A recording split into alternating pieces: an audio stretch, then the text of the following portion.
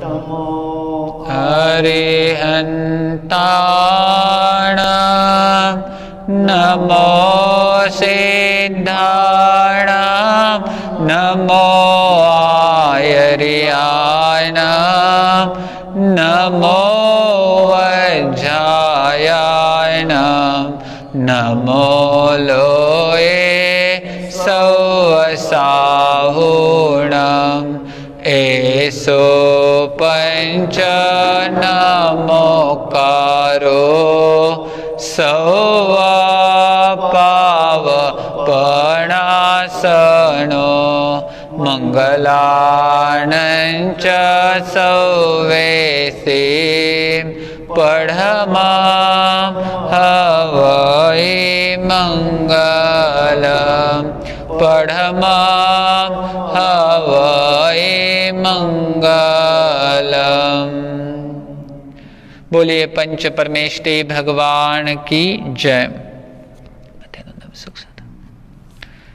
सतसंगत से सुख मिलता है, जीवन का कन कन खिलता है।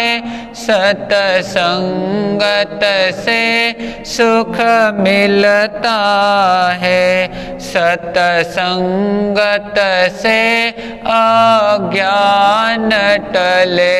सतसंगत से भगवान मिले, दीपक से दीपक जलता है।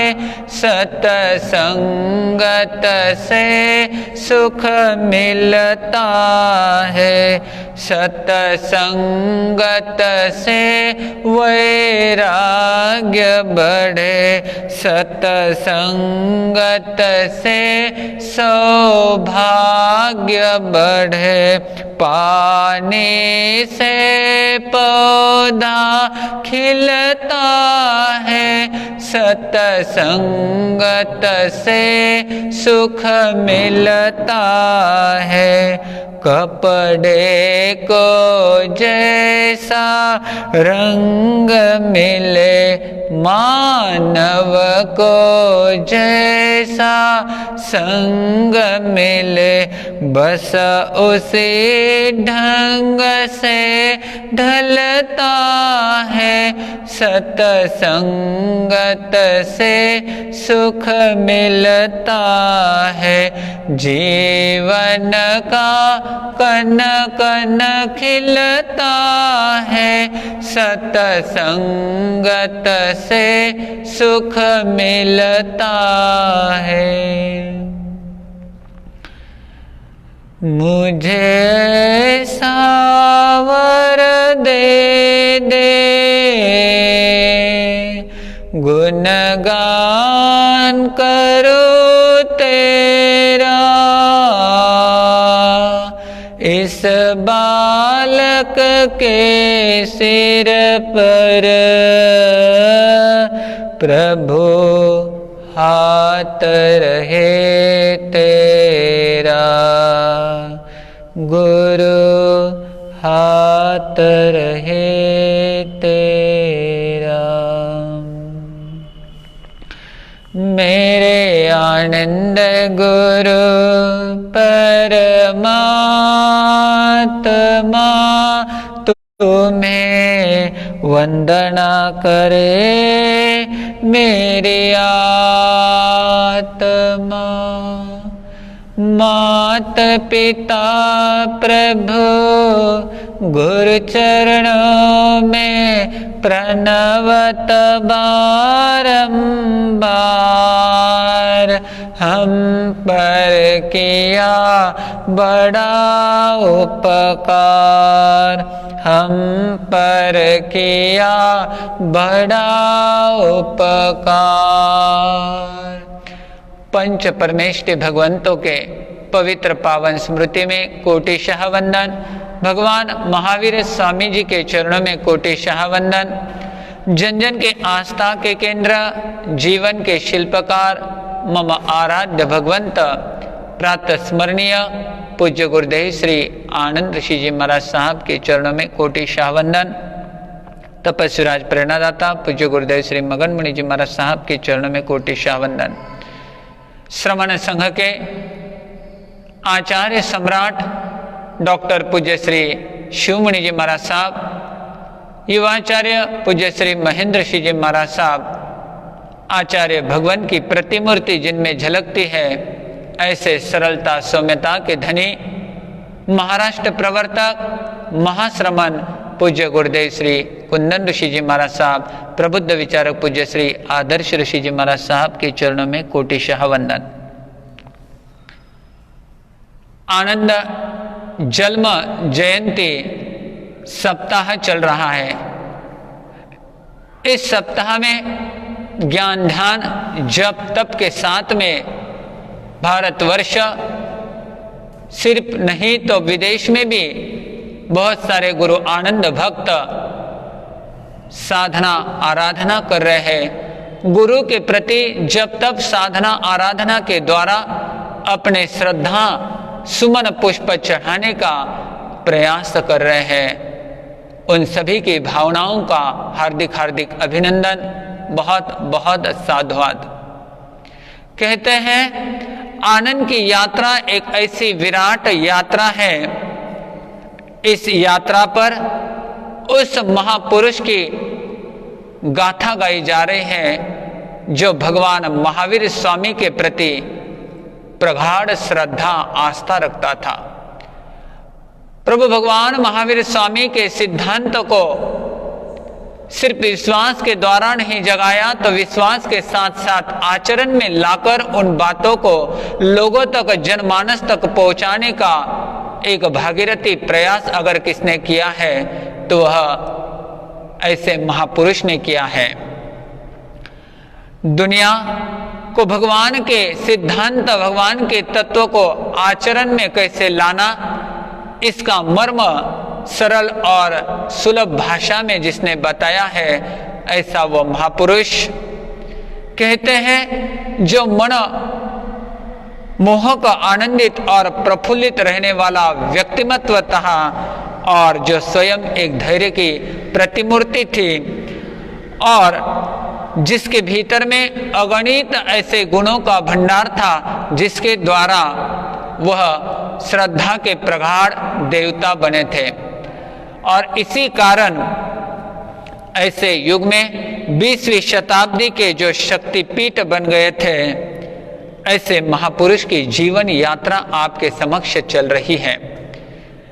ऐसी यह यात्रा है जिसमें श्रद्धा की गाथा है, साथ ही साथ साधनामय जीवन गाथा है, प्रेरणादायी ऐसी गाथा जिसके द्वारा आबाल वृद्ध लाभान्वित हो उठता है। कहते हैं बीज से महावृक्ष बनने की यह कहानी है और बिंदु से सिंधु बनने का यह सुंदर सा ऐसा संकल्प है। तो आइए ऐसे विराट महापुरुष की जीवन यात्रा, गुरु आनंद की जीवन गाथा आपके सामने आ रही है।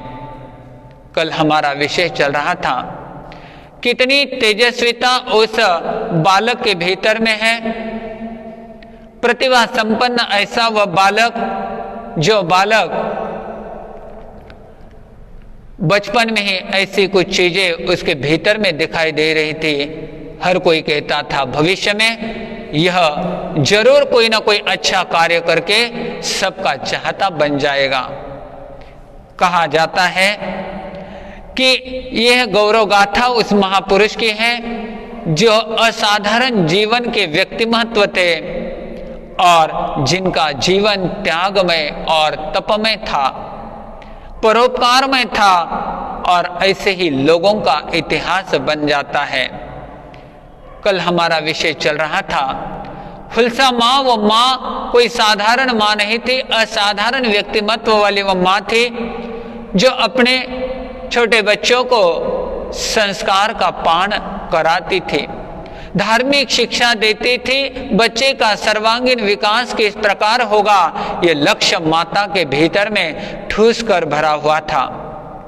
और छोटा बच्चा निमी और कहते हैं छोटे के प्रति विशेष लगाव माता पिता को होता था। माँ हुल्सा को भी नेमीचंद से बहुत कुछ अपेक्षाएं थी। वह जानती थी यह हमारे कुल का गौरव बढ़ाएगा, ये माता पिता के नाम को रोशन करेगा, इसलिए माता विशेष ध्यान रखती थी, समय भी विशेष देती थी और सब काम करते हुए बच्चे को संस्कार देना, धार्मिक शिक्षा देना, प्रार्थना करना, साथ ही साथ नवकार मंत्र पर अगाढ़ ऐसा विश्वास उसका था। चौथी की कक्षा में बालक नेमी कुमार पढ़ रहा था। अचानक एक दिन देवी चंद जी के पेट में दर्द उठ गया। इतना भयंकर दर्द था, नेमी कुमार के बड़े भाई बुलाने के लिए स्कूल में आ गए। नेमी कुमार को लेकर स्कूल से वह घर पहुंचे हैं। जैसे ही पहुंच गए, देख लिया पिता के पेट में बहुत दर्द हो रहा है। माँ को बुलाया गया, माँ वहां पर आ गई और सारे परिवार वाले, गांव के प्रमुख लोग भी वहां पर उपस्थित हुए। वैद्यराज को बुलाया गया। वैद्यराज प्रयास कर रहा है, लेकिन आखिर वो भी हताश हो गया। इतना भयंकर पेट का शूल दर्द, और उसी में देखते देखते कुछ ही मिनटों में देवी चंद जी के प्राण पखेरु उड़ गए। और ऐसे प्राण पखेरु उड़ गए, वह स्वर्गस्थ वहां से हो गए हैं। बहुत दुख की घटा छाया उस परिवार के ऊपर आ गई है।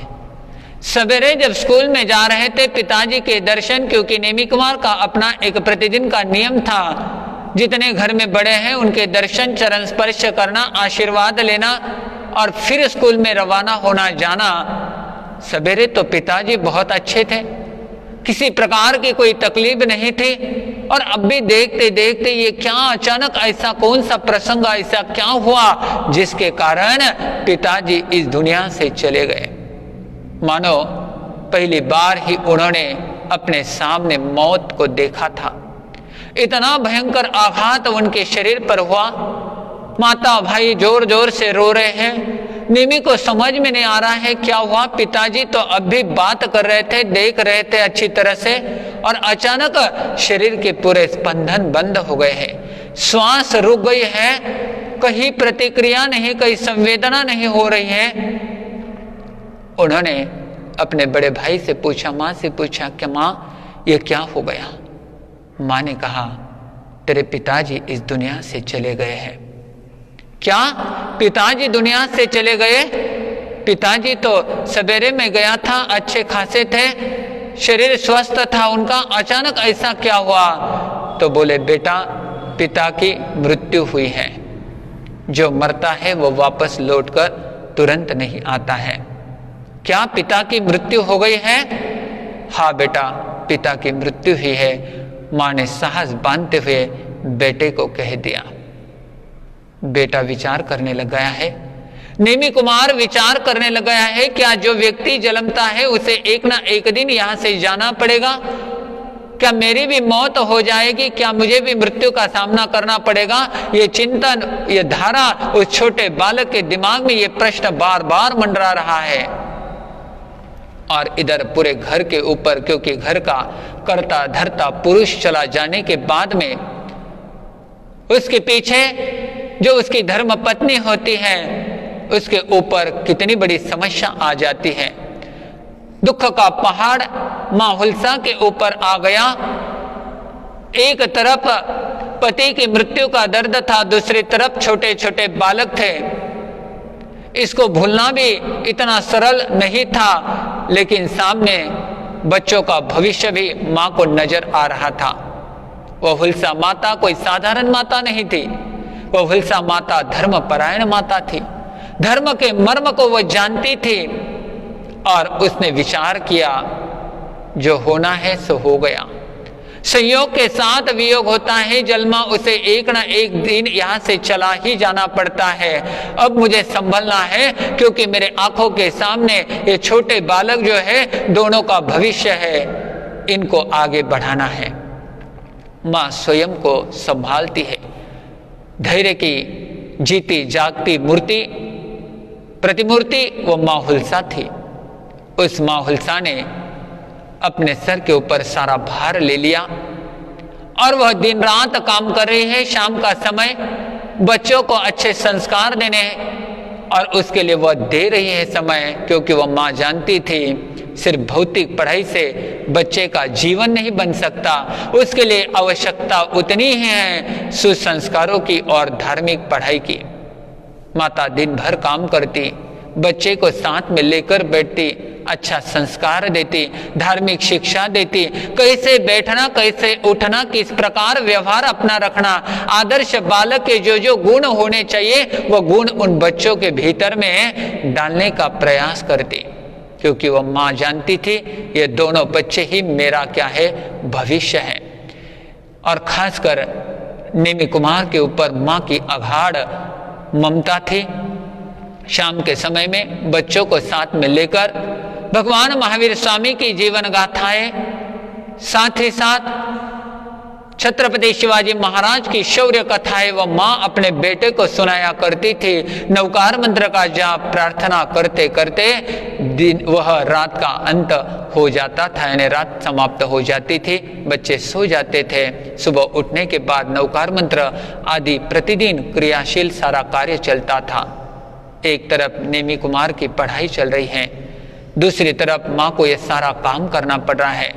वह बालक कोई साधारण बालक नहीं था, वह असाधारण व्यक्ति संपदा का वह धनी था। वह जानता था माँ को बहुत कष्ट मेहनत करनी पड़ती है, वह भी माँ के काम में हाथ बटाता था। पढ़ाई के ओर विशेष लक्ष्य रखता था। बचपन होता है खेलना कूदना, लेकिन इस हादसे से नेमी कुमार के मन में खेल के प्रति रुचि धीरे धीरे कम कम होती गई। वह अधिक से अधिक समय अपना ज्ञान ध्यान माता ने दिए हुए शिक्षा की ओर लगा देता और सिर्फ कानों से उस शिक्षा को सुनता नहीं, उसे जीवन में उतारने का प्रयास करता। वे माता पिता सच में धन्यवाद के पात्र है जो माता पिता सही मायने में अपने बच्चे को संस्कार देते हैं, अपने बच्चे को सुसंस्कारित धर्मनिष्ठ बनाने का प्रयास करते हैं। ऐसे माता पिता का भविष्य निश्चित ही सुंदर बन जाता है। इसलिए आवश्यकता है घर के बड़े बुजुर्ग सुसंस्कारित रहे, उनके भीतर में धर्म के प्रति विशेष रुचि रहे, तो अपने आप बच्चों में वह रुचि वह संस्कार अपने आप आते हैं। कहते ना, दादा दादी के संस्कार पोते में भी आ जाते हैं। इसी प्रकार माँ धर्मशील, माँ ममताशील और ममता की वह बहुत बरसात अपने पुत्र के ऊपर कर रही है। दिन जलते जा रहे हैं। बालक नेमी कुमार एकाग्रता से पढ़ाई कर रहा है और वह अध्यापक भी बड़े खुश हो जाते हैं। उन्होंने देखा आज तक के हमारे जीवन में ऐसा कोई बालक हमने देखा नहीं है जो एक पाठी है, एक बार अध्यापक ने पढ़ा दिया तुरंत उसे हृदयंगम कर लिया। कुछ सवाल अध्यापक ने पूछ लिया, पहला हाथ नेमी कुमार का ऊंचा उठता था कि अध्यापक मैं इसका जवाब देता हो। ऐसी विलक्षण, ऐसी प्रतिभा संपन्न, ऐसी प्रखर बुद्धिमत्ता उसके भीतर में थी और अध्यापक भी बहुत खुश हुआ करते थे, माँ और भाई भी बहुत खुश हुआ करते थे। निमी की पढ़ाई आगे आगे चल रही है। माँ अपने दोनों पुत्रों को समय दे रही है। आज के जैसे का जमाना नहीं था। आज तो छोटा बच्चा अगर रो रहा है तो माँ उसे समझाने की अपेक्षा उसके हाथ में खिलौना देती है। वह खिलौना क्या है आप लोगों को भी पता है, मोबाइल दिया करती है। बच्चा क्या क्या देखता है, कैसे कैसे बचपन में संस्कार बच्चे के दिल दिमाग में फिट बैठ जाते हैं। थोड़ा सोचना है, समझना है। अगर आप सही मायने में चाहते हो हमारा बच्चा आगे जाकर संस्कारित बने, साथ ही साथ सच्चा और अच्छा श्रावक और श्राविका बने, तो हमें बचपन का जो समय बच्चों का रहता है उसके लिए पूरा सतर्क रहना जरूरी है। कौन सी चीज उसके लिए महत्वपूर्ण है, कौन सी चीज महत्वपूर्ण नहीं है, इसका विवेक हमें होना चाहिए। और हर एक माता पिता संकल्प करे माँ हुल्सा जैसा कि आधा घंटा 1 घंटा प्रतिदिन हम हमारे बच्चों को लेकर बैठेंगे, उन्हें धार्मिक शिक्षा देंगे, उन्हें महापुरुषों की जीवन गाथा, गौरव गाथा सुनाने का प्रयास करेंगे, क्योंकि महापुरुषों की गौरव गाथा ये जीवन की दिशा और दशा बदलने के लिए बड़ी महत्वपूर्ण होती है। ये हमें भविष्य में बहुत महत्वपूर्ण काम में आने वाली ये गाथाएं होती है, जिस गाथाओं के द्वारा हम जीवन का काया पालट कर सकते हैं। हम हमारे जीवन में से बुराइयों को छोड़कर अच्छाइयाँ ग्रहण कर सकते हैं। हम हमारे जीवन में से निराशा को दूर कर साहस और महत्वाकांक्षा को बढ़ाते हुए अपने लक्ष्य तक पहुंच सकते हैं। तो ऐसी थी विरली माता हुल्सा माता। आज भी दुनिया उस माता का नाम लेती है, क्योंकि वह वीर माता थी, वह साहसी माँ थी, वह ऐसी धर्म माता थी कि जिसने अपने बच्चों को ऐसे संस्कार दिए, ऐसे संस्कार दिए। और एक दिन का प्रसंग, माँ कहती है छुट्टी है, चलो हमें जाना है, आपकी मासी के यहाँ पर हिवड़ा में पहुँचना है। अब हिवड़ा में जाने की तैयारियां हो रही हैं, क्योंकि बच्चा बालक छोटा नेमी कुमार, बड़ा आनंद आता है बच्चों को अपने मामा के यहाँ, मासी के यहाँ जाने के लिए, और हिवड़ा जाने की तैयारियां होती है। देखेंगे हम कल के इस विराट गुरु आनंद यात्रा में उस हिवड़ा में ऐसा क्या हुआ, और नेमी कुमार की श्रद्धा, आस्था, भक्ति धर्म के प्रति इतनी दृढ़ हो गई। ऐसा वह कौन सा प्रसंग हुआ जिसमें नेमी कुमार बाल बाल बच गए हैं। आए कल की इस गुरु आनंद विराट यात्रा में, गौरव गाथा में हम और आप सभी सुनेंगे, देखेंगे। ओम शांति शांति शांति।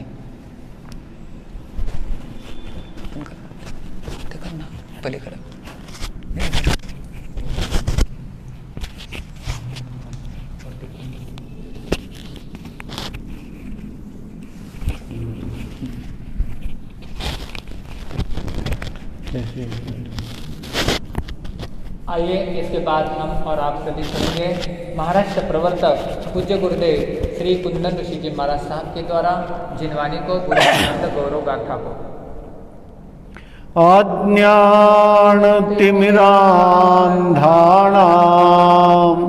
ज्ञानाञ्जनशलाकया चक्षुरुन्मीलितं येन तस्मै श्रीगुरवे नमः। तस्मै श्रीगुरवे नमः। परम श्रद्धेय महामहिम गुरुदेव के चरणों में वंदन। समादरणीय संत वृंद, धर्म प्रेमी भाइयों, माता और बहनों, सुंदर मार्मिक हृदय स्पर्शी शब्दों में अभी अभी हमारे आलोक ऋषि जी ने आपके सामने आचार्य भगवंत का जीवन की कुछ झांकियाँ दिखाने का प्रयास किया है।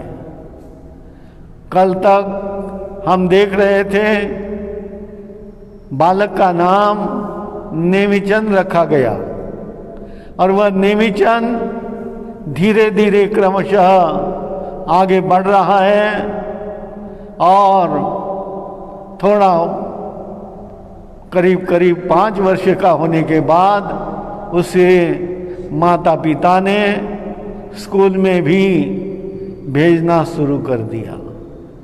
अध्ययन कर रहा है।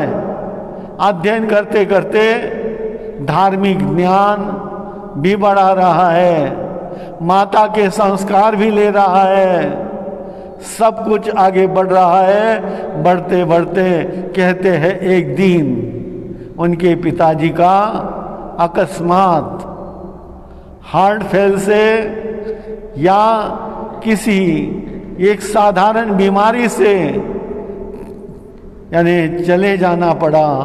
वे चले गए, और जाने के बाद में कहते हैं माता के ऊपर बहुत बड़ा उत्तरदायित्व आ गया।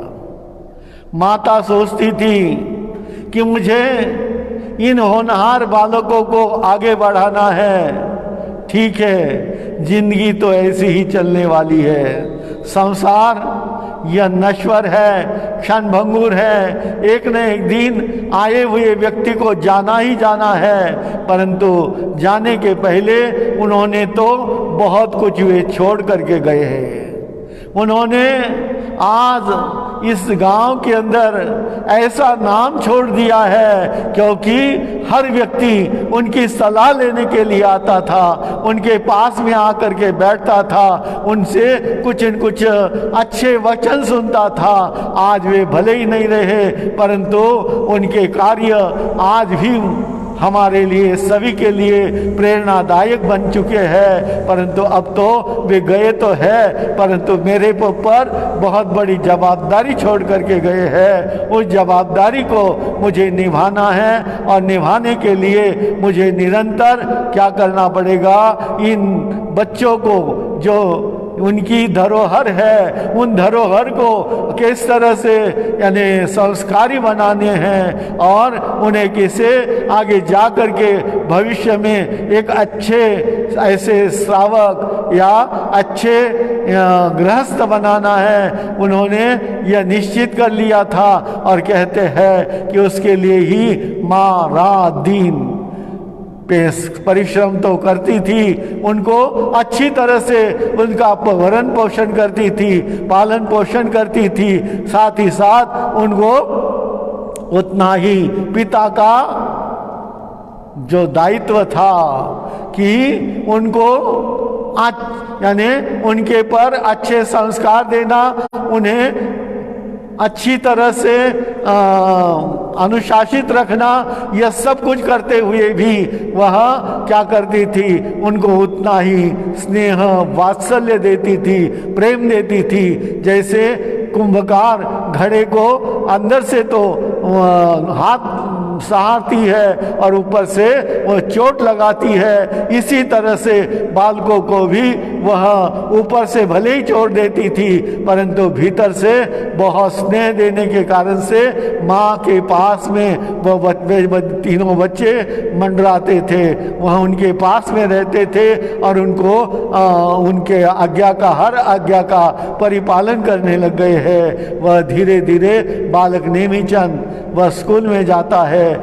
करीब करीब यानी चौथी कक्षा में वह पढ़ रहा था, और पढ़ते पढ़ते आप सुना ही आपने कि उनके पिताजी यानी अकस्मात चले गए हैं। तो माता ने उनको धीरे धीरे आगे बढ़ाने का प्रयास किया है, धार्मिक शिक्षण भी दिया है, और खूब अच्छे तरह से संस्कार दे करके संस्कारी बनाने का, साथ ही साथ यानी किसके साथ कैसे बोलना, कैसे चलना, उठना बैठना, यानी हर दृष्टि से भगवान यही कहते हैं कि जयम चरे जयम चिट्ठे जयम आसे जयम से जयम भुंजंतो भाषंतो पाओ कमम न बंधई। भगवान की वह यानी अमर गाथा वह अपने बच्चों को सुनाती थी कि भाई कैसे बैठना है, कैसे उठना है, दुनिया में तुम्हें रहना है तो किस तरह से अपना जीवन तुम बना सकते हो, भविष्य तुम्हारा कैसा सुंदर बन सकता है, इसके लिए तुम्हें निरंतर प्रयास करना है। और उस प्रयास करने के लिए माता उनको सजग रखती थी और उन्हें आगे बढ़ाने का